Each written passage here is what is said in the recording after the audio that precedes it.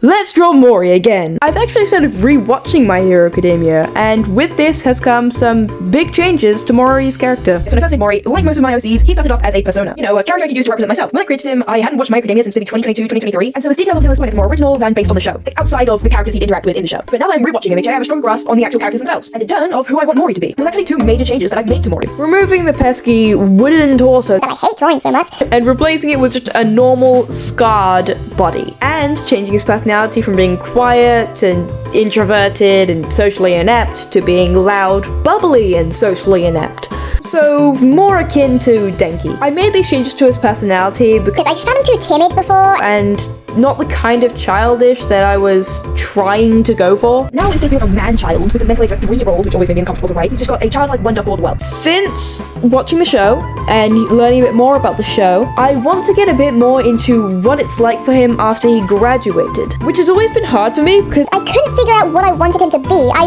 really wanted to lean into him becoming a villain near the end of the show, but I just couldn't bring myself to do it. It's supposed to be that no matter what he did, no matter how much he wanted to be good, he just couldn't escape what he was supposed to be. Which was a bloodlusting Nomu. But I also just didn't like the idea that after the war arc where he'd find his villainy, that he'd be locked up in Tartarus forever and just wouldn't get a life outside of it. But that's why I made Experts. I wanted him to be a version of Mori that could go to Tartarus while still allowing the Mori I like to just live. But I kind of fell in love with their dynamic. The mean but protective older brother trope is just too cute, and I didn't want to then tear them apart by making Experts a villain and Mori a hero. You may be thinking, okay, so just keep them both as heroes. But the thing is, that goes almost entirely against the point of Mori's past. He's supposed to be unable to escape his past. He's supposed to have to succumb to his villainy and to his bloodlust. What's the point of his past? What's the point of everything he's been through if it doesn't affect him in the actual story? He's supposed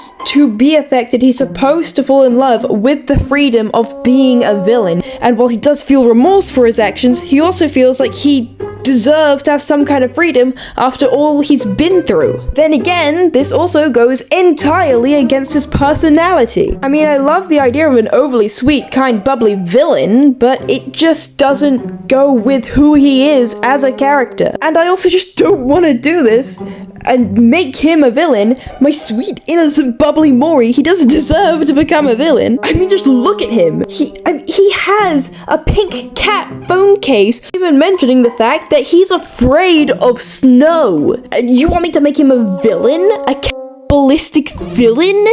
No!